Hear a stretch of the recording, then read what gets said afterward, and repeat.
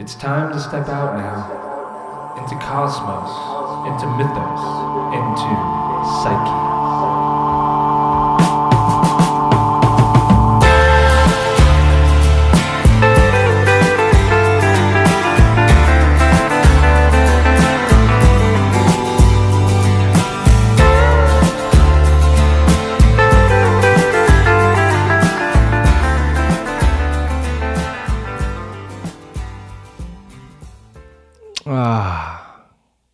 Kind of feels good to be back.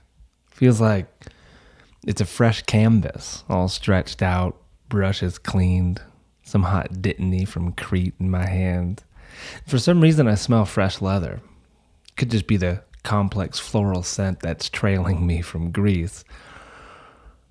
So yeah, where to begin? This is the rebranding. This is the new show. I suppose, first of all, those wizard fingers on guitar, the new intro, belong to Jonathan Wilson. The song is Desert Raven, and it's from one of my favorite albums ever called Gentle Spirit. My purpose, I guess we could start there, in rebranding is to cast a wider net across the cosmos. Sinking into the depths of psyche and reaching for the light and myth to see how heaven can be found here, now, while you're listening. And why Holes to Heavens? Well, the easy answer is I already had the URL. It's been my website for 10 years, and I've been thinking about this for probably 3 months. What is the new name of the show? What is going to be the tagline? How am I going to encompass all that I want to explore moving forward? And it was just hiding in plain sight. It was my website. And so Holes to Heavens, why? What does it mean? Well, it allows for myriad rabbit holes to occur in all the conversations, but also in me talking to myself in the microphone. Many paths to wholeness, moments with the holy, peepholes like pinpricks of eternity, realizations that feel like holes in one to keep us out of our own personal black holes. So I'll do my best not to make you feel like we're digging holes at the bottom of the river or anything like this, but it's also this allowance I feel that Holes to Heavens comes from a song. I've talked about it before, Jack Johnson's song, where the line is, there would be so many fewer questions if stars were still just holes to heavens. Well, that is not the case. And so we continue onwards in our exploration, which I think is a wholesome endeavor. And as far as the little tagline that I stumbled into, it's this sacred trinity of Cosmos, Mythos, and Psyche, where Mythos is the meat between the two. I also didn't want to seem like I was copying Tarnis here, but really it's a deadly combo, Cosmos and Psyche. And Mythos has to be involved because that is really the bug that I am tending to really at the moment. That's what I was doing in Crete. That's what I was doing with Martin Shaw. That's what I've been kind of up to for a long while. And I've just been allowing myself to cook properly before I start sharing some of what I've been learning. And yeah. So why Cosmos? Well, kind of obvious. For the last 9 years, the show has been exploring astrology, and so this ordered, harmonious whole that is Cosmos is a way that I enjoy tracking our stories or myth and really finding where we're at in it. And so Cosmos, obvious. Mythos, maybe not as obvious, but to me, myth is anything transmitted by word of mouth, such as fable, legend, narrative, story, tale, especially poetic tale. And really, it can be any story. It can be written as well. But the oral tradition is something that really has the most magic, in my opinion. And it's something that Martin drives home pretty strongly, but also makes a case for the written word as well. And so this allowance moving forward and working with story and tending to the flame so that we can all gather around and work with these tales is a deep interest, but also a commitment that I'm making right now with you. And then Psyche as soul or mind as well, but psyche and soul is how all of this even happens. It's that great mystery of consciousness and how we can experience image and kind of the infinity of possibilities that we can experience with it. And so with the three of them together, I think that's a large enough net for moving forward.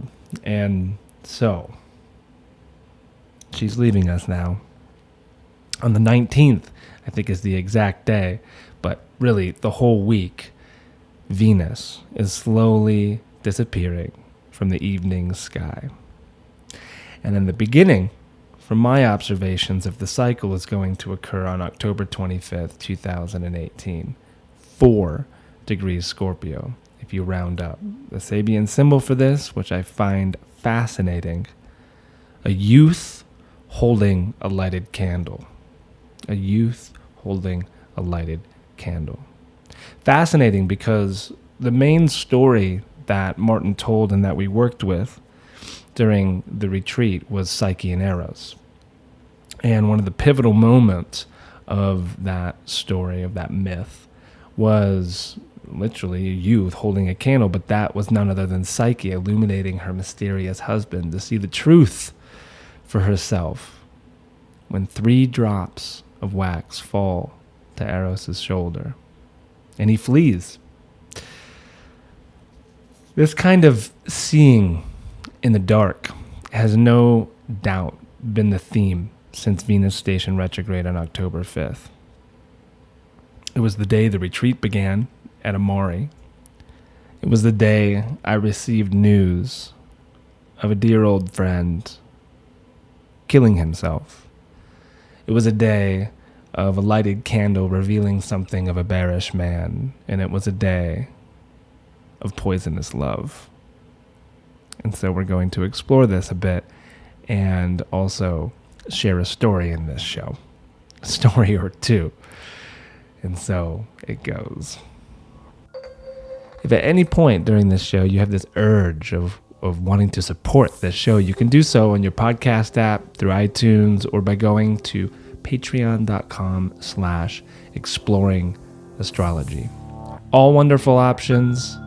Don't have to do any of them. I still thank you ahead of time.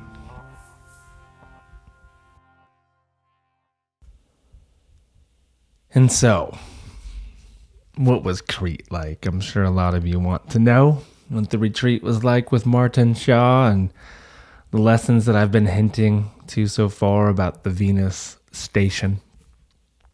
I'll begin by sharing this praise poem. It was one of the neat things that we did that Martin had us do walking the land in Amari. And Amari is this very beautiful valley in the middle of Crete. The largest mountain of the island overlooks it. And there's a lot of olive trees.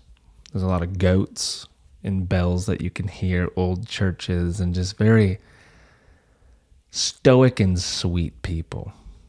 And this praise poem came to me when I was at this church, a church of Anna, actually, with the best view that I found of the valley. And so I think it can kind of ease us into some of this conversation or my reflections about what just happened to me. Crete, you blue-green angel of impossible depth, incubator of life and well-traveled stories, mother hen to the eggs of the Western world. This arrow of praise is shot from the heart, not the eye, attached with prayers that you will help us find the scattered bones of your glory, to help us learn by digging down, not searching all around, to breathe life into your secrets in plain sight. Ashe.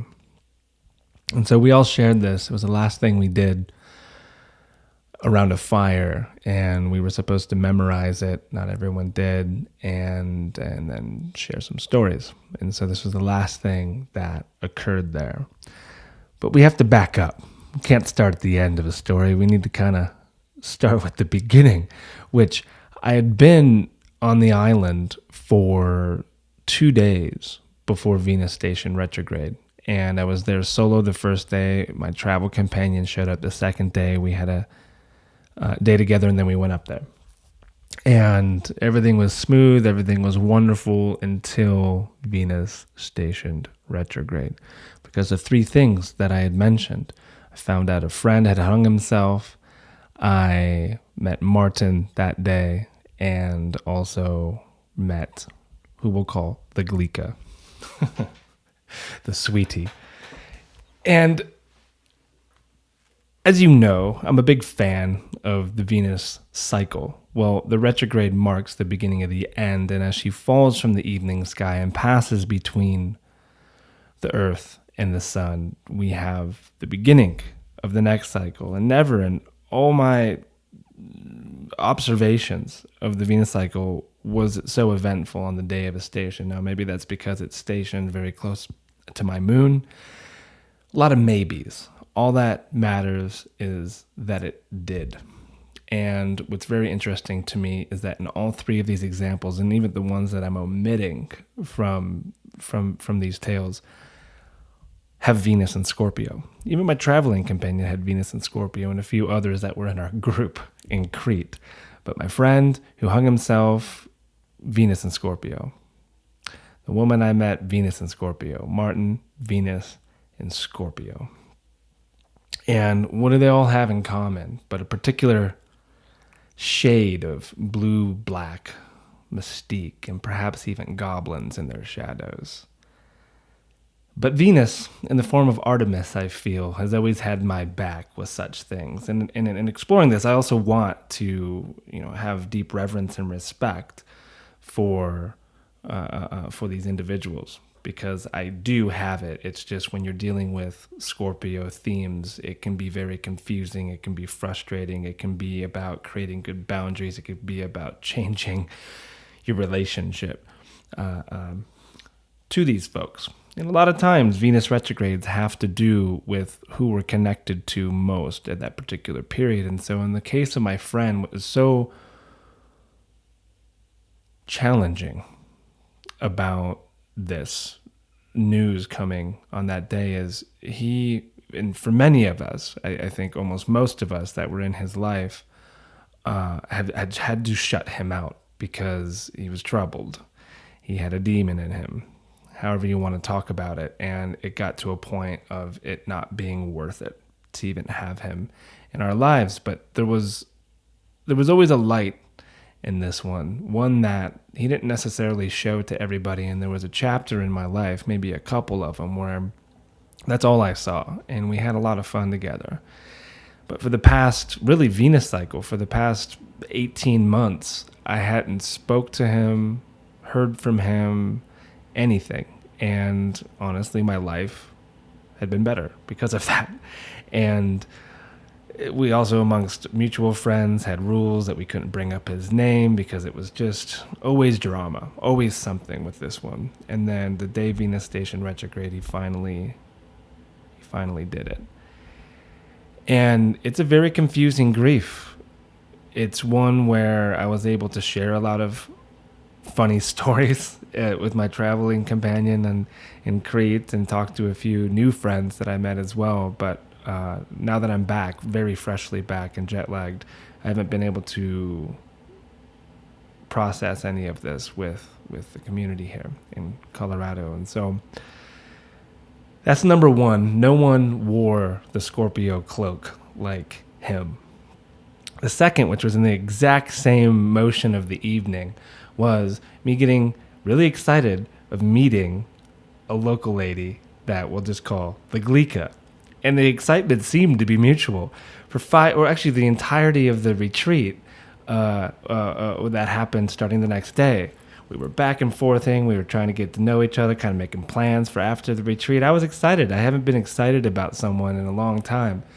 And then there was a series of events that transpired towards the end of it where it's like, Adam, you should have known when you ask for a person's birthday and they say, oh, Adam, you're not going to let me down, are you? You're not into signs. Or saying, out of nowhere, you should really be a vegan. And it's like, well, you shouldn't have served me octopus at your restaurant. And a series of things like this that made me think of people I know, especially ladies of the past. And, I should have known. But like moving forward, onwards throughout it, the ultimate letdown was omitting information that she's got a boyfriend. And it was just no apologies, no nothing. It was just boom, the hammer. And it was unfortunate. I wasn't really sad. I was a little mad. Just like, how could someone engage like that for nearly a week and never mention something like that? Well, that happened the day Venus went retrograde, which also is a common theme when in the first part of the Venus cycle, it's the meeting of new folks and also letting go of old ones. And so those first two stories relate. And then finally we have Martin, who on that night I sat next to at dinner. So 2 long tables, everyone present, and there was only one seat open when I showed up late, and it was right next to Martin. And it was the strangest thing that, not just me, but most of us had traveled thousands of miles to be on this island with him. And in my particular case this night, I was trying not to get ahead of myself, but like he never looked at me. He never seemed to care about not just me, but the others at the table. It was very interesting to observe the social skills of Dr. Martin Shaw. And, I just put it away. And then all our days were filled with stories, which of course he definitely holds the torch for being the best myth teller or storyteller I've ever been in the presence of. But then when he's not doing that, it was just impenetrable wall around him when you could not get in. And I mean, this was an intimate retreat. There was only 14, 15 of us that were there. And then as the week progressed, it was everyone's experience. It was everyone's complaint, especially the ladies were really dissatisfied with certain elements of his character. And it was very interesting. And the whole time I was just knowing that he's got to have Venus and Scorpio. He's got to have Venus and Scorpio. It's too perfect for what is happening in the sky. And then that's what we're all experiencing together. There's definitely a teaching in all of this for us. And there was something that the Me Too movement has actually helped me along with, that it might be necessary to separate the art or the muse that's coming through the person with the person. It's something that I was never good at before this Me Too movement, and there's been so many good, rich conversations that I've been involved with since Jupiter's been in Scorpio. And I was able to do that with Martin, being like, this doesn't change what I get from his stories. This doesn't change how much I've learned from him. But it's still a tricky one. It's definitely still tricky. And there was a lot of amazing teachings and kind of exercises that we did throughout the week. For example, the whole thing started with us grabbing from a hat a god or a goddess's name. The one that I chose was Artemis. Instantly, my eyes watered up. I couldn't believe that I had chose Artemis, and there's many reasons for the instant emotion that I felt, because in a split second there was a realization of the arrow shot through time of what even brought me to Crete to be with Martin, in that it was a bow and arrow and a crescent moon that got me out of a ticket that I would have gotten if I wasn't in such an intense flurry to sign up for this retreat. Essentially what happened is I was driving on the highway on the way to my own retreat the day Uranus moved into Taurus back in May. And I got a push notification on my phone about this rare opportunity to go to Crete. And so I pulled across 2 lanes of traffic, went to the side of the road, the highway, and then a sheriff pulled up behind me. Shit. right? And I didn't have much patience for the guy. I was just like, I got to sign up for this. I got to read this. I know I did it. I'm so sorry, officer. Can you please let me go? And in this conversation, he saw my bow in the back, and he's like, "Are you an archer?" I'm like, "Yes, sir. I shoot arrows." He's like, "Well, I'm a bow hunter." I was like, "I'm an aspiring bow hunter, I guess." He's like, "Oh, interesting. Give me your driver's license and registration." Walked away, comes back, and he was looking at the tattoos on my forearm, which is the lunar cycle. And he's like, "Is that the lunation cycle on your arm?" I'm like, "It is, officer. Do you know which one that we're in at the moment?" And he guessed right. I was very, very proud of this sheriff. He guessed right, which is actually the tiara or the crown of Artemis, the waxing crescent. And so she, the huntress, she, the master archer, she, the one of the moon, many other themes that I could bore you with at the moment. But that's how this all started. And then jumping ahead to the first morning of the retreat, pulling Artemis and having that realization of being like, she had my back from the beginning. Like, what does that mean moving forward? And there's a lot of personal anecdotes and little epiphanies that I had throughout the week. For example, me realizing that the guy who I was traveling with, I met while harvesting oOo with Artemis herself, who you've heard in the podcast, Sherry. And that's how I met all of them in one day. It was a very eventful day harvesting oOo, but oOo is also called bear root. And Artemis's students in the temple that she had, they were called the little bears or the arctoi. And we did this offering ceremony at the beginning of the whole week where we were to leave a stone from our home place, but if you didn't have a stone, something. And so both my traveling companion and I split the oOo root and put it into the pile of stones. And so like the bear energy is well present. And I mean, the list is long. And so I got to know Artemis very well throughout the week. And I honestly have Martin to thank for that, for doing that exercise, for sharing his own stories around her with me, and then doing certain things like this. So every day we would start with an Orphic hymn that he would basically have his own twist on. And so the one, not to Artemis, but to Aphrodite, went something like this.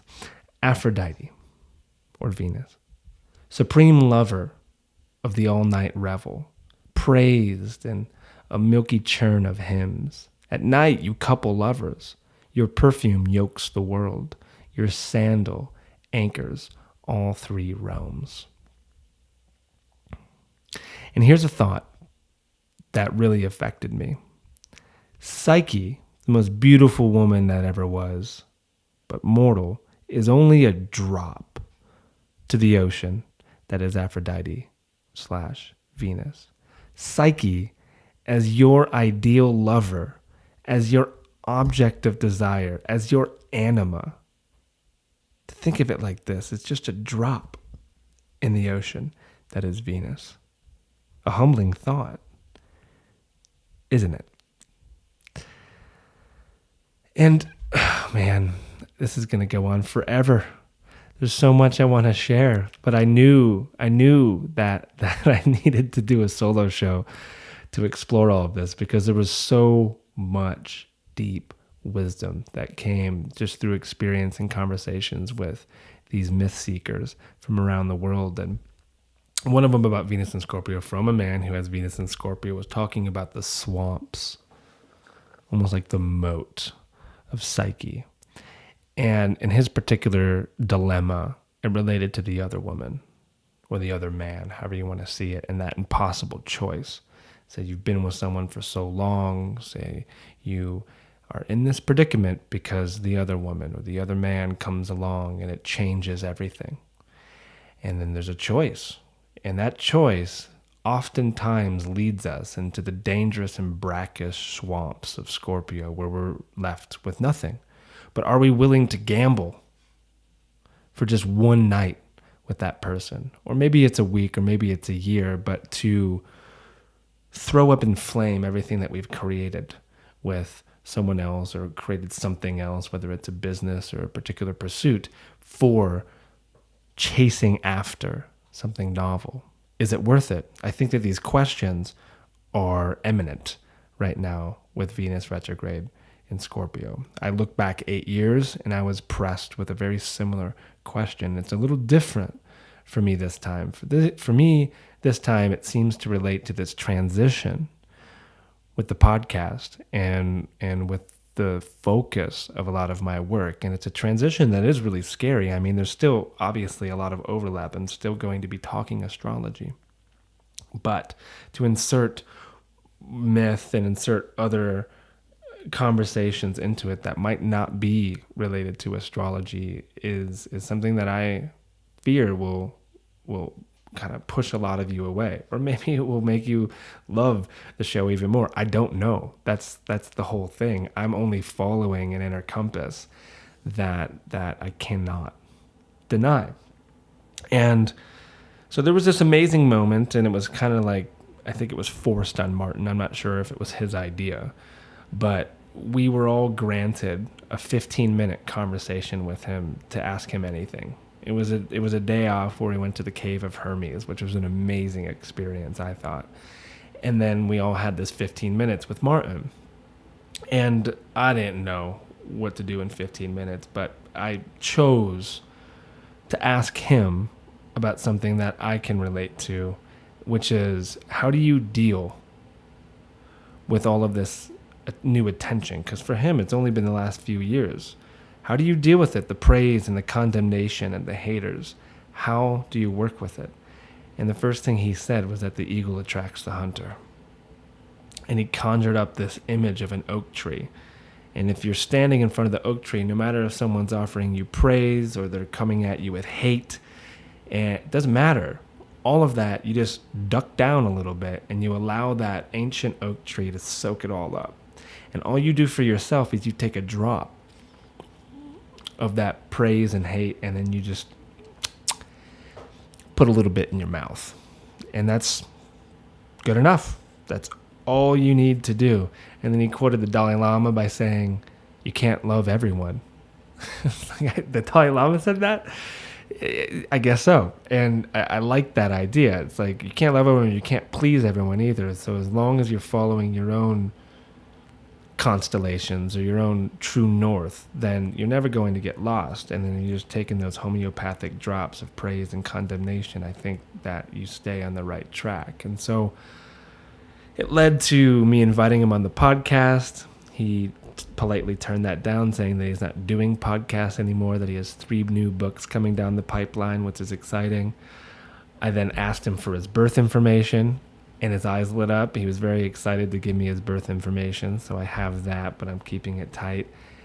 And then he hugged me, a big bear hug, which I didn't expect, just because of the nature of not just my, but all of our experiences the whole week.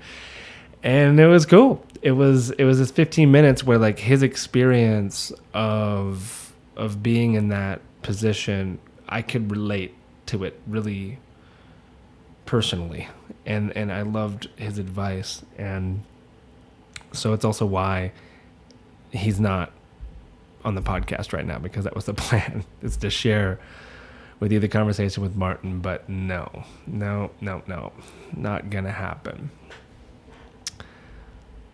And so, as Artemis falls from the evening sky and races through the dark forest between Earth and Sun, I asked you to reflect on this cycle that started back in March of 2017. What new connections have you made? Which ones have you unmade? And with Psyche's lantern in your hand, walk into a forgotten room in your heart and set up an altar of remembrance, and another for your longing. There is a currency for both. And the only way you get anything from such an investment is by actually going deep, by seeing with the hunter's eye, not being afraid to shoot, not being afraid to talk about your experience. It's like, it's not easy for me to talk about this experience I've had so far with Venus retrograde without welling up. I mean, I've lost a complicated friend. I've lost this potential connection.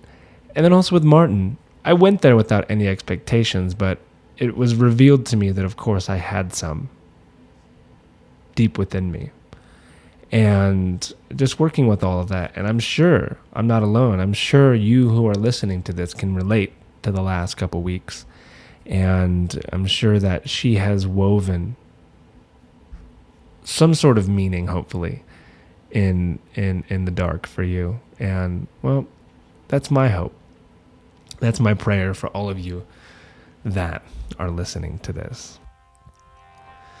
If you would like to learn more about the Venus cycle and this Venus retrograde in Scorpio, I'm going to be teaching a class on the 24th of this month all about it. Pay attention to my site, sign up for the newsletter, or become a $10 patron to be a part of the class. And now it's time for a story.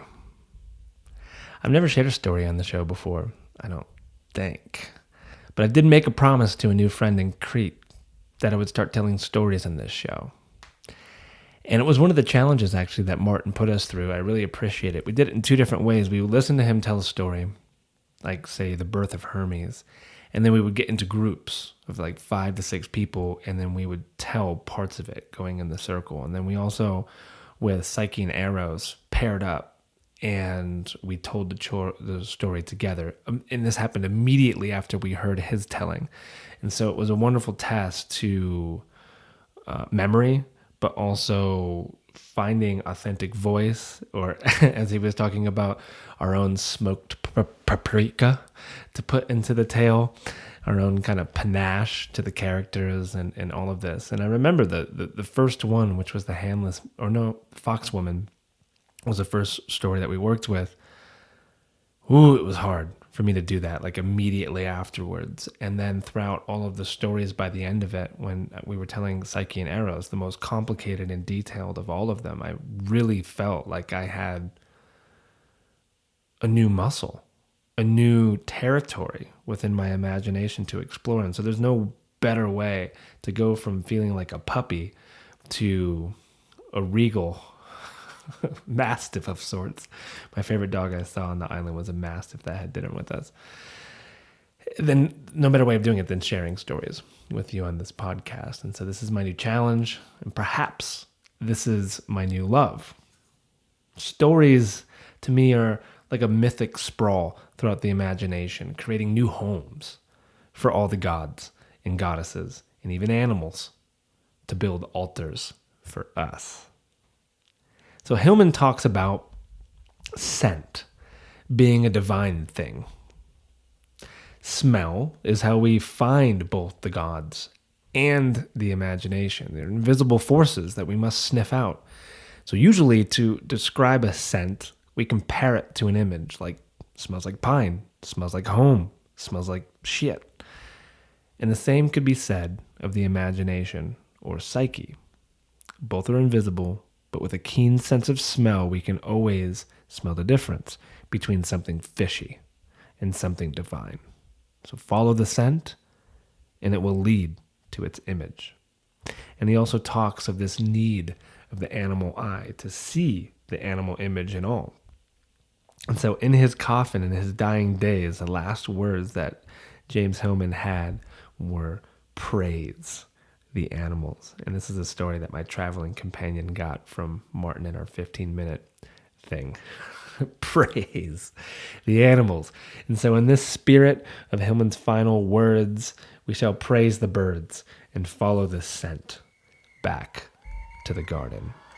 In this story of Condor and the hummingbird.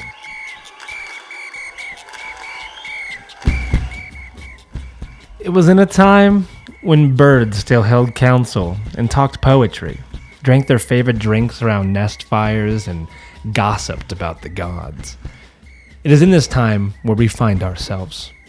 It was dawn, and all the birds from the 4 far-reaching directions had gathered atop the highest mountain in the Andes, Aconcagua, I think is how we say it, for a contest. It was Magpie who called for the meeting and was stirring sugar into his coffee as he took in the scene. Parrot was sipping mate from her gourd.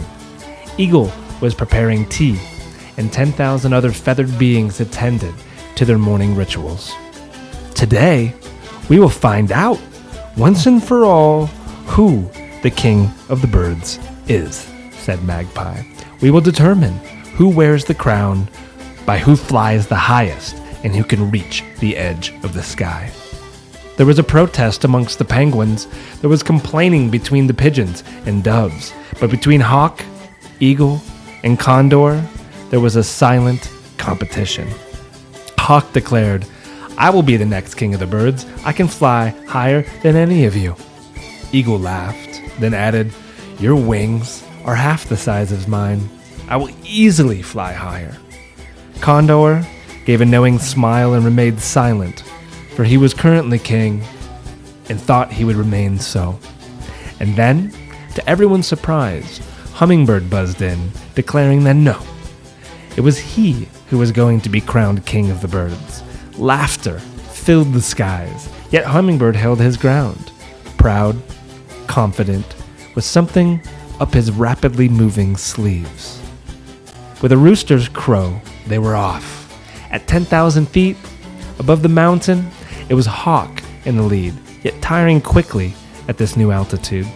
At 10,000 feet, Eagle had taken over the lead with ease and grace. And at 15,000 feet, it was Condor who had endured. Soaring his victory lap, raising the champion's belt above his wrinkled head, he announced his position to those below. It was in this moment that Condor felt a tickle beneath his wing.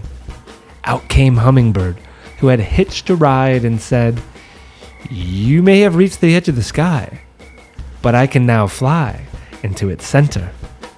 Thanks for the ride, pal." And so he did. Hummingbird whistled like an arrow straight to the center of the sky, well above where Condor was soaring.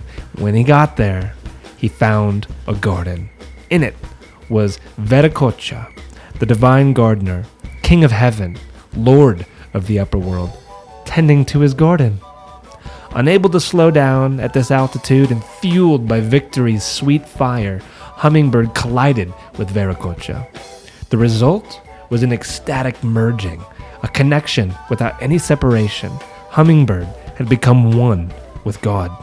And still today, nothing has changed. Condor remains king of the sky and is connected to the upper world, but Hummingbird is the carrier of sky power and new initiation. Unlike Condor, who eats carrion, dead things, Hummingbird feeds exclusively on the sweetness of flowers, the nectar of the gods. Condor receives prayers, Hummingbird delivers them. Hummingbird helps us grow and bring into bloom a delicate plant within, to become part of the garden of Veracocha. He teaches us what Blake meant by seeing heaven in a wildflower. As soon as we are able to produce this sweet nectar within us, the hummingbird will seek our presence to drink from it. He thereby connects humans with the power of Venus, the five-petaled flower, revealing the essence of attraction and symbiosis. "If you allow me to taste your nectar," says Hummingbird, "I will whistle your praises and pollinate your prose. Todos es sagrado. Everything is sacred. And so I ask, where will this live inside of you? Where will this live inside of you? Where is its home?" And that is all I've ever been told.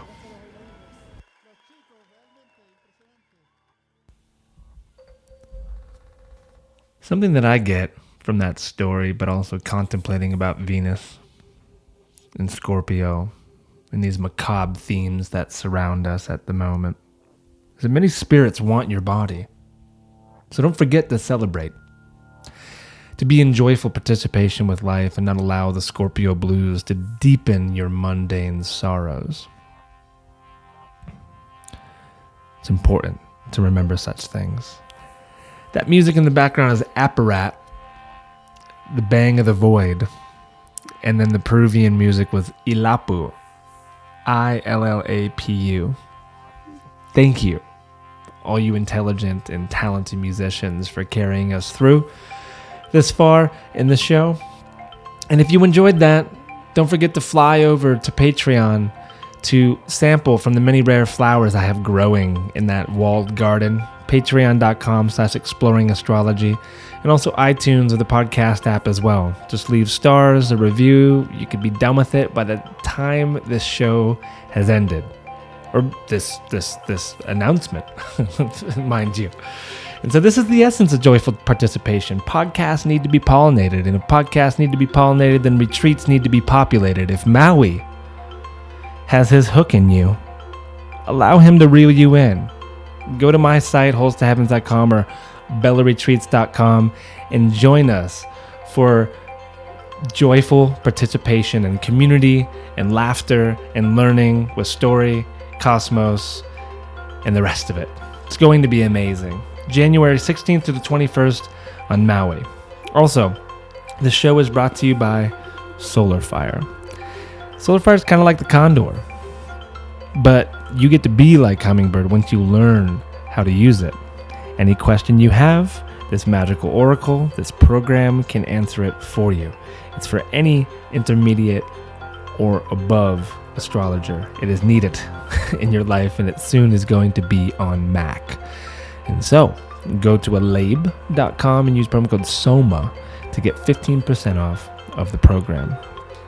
And for any competition, you're going to need the power of the fungal world. Whether you're competing with yourself, or you're competing with colleagues, or you're an athlete competing with other athletes, you're gonna need the power of the mushroom. And so Four Sigmatic is the company that I choose to get my mushroom supplements from.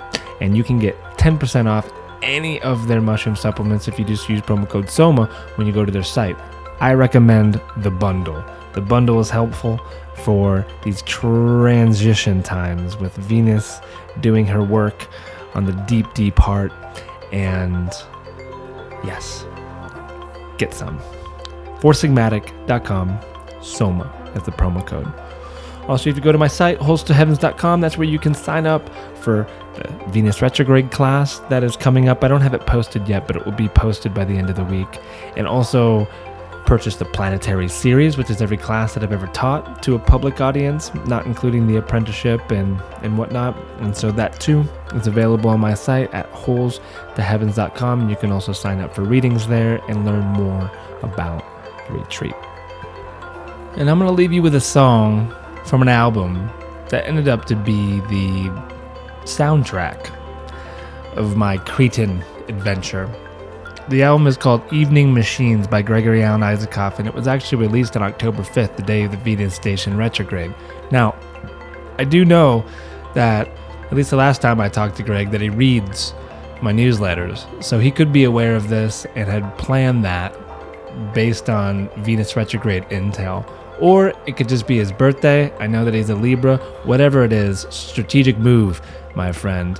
And yeah, it just automatically lends the imagination to think about Venus at the moment as an evening machine. And this song, as dark as it sounds, Bullet Holes, is really not that dark. In fact, it starts out with this line that I love: wither and bloom, like we all do, soon enough. Kind of a little scent from the condor and hummingbird story, right? It's like, participate now. Now is all we have. Enjoy, stop, smell the flowers. Just be kind, be radiant, be free. And so until the next breeze, here's Gregory Alan Isaacoff with Bullet Holes.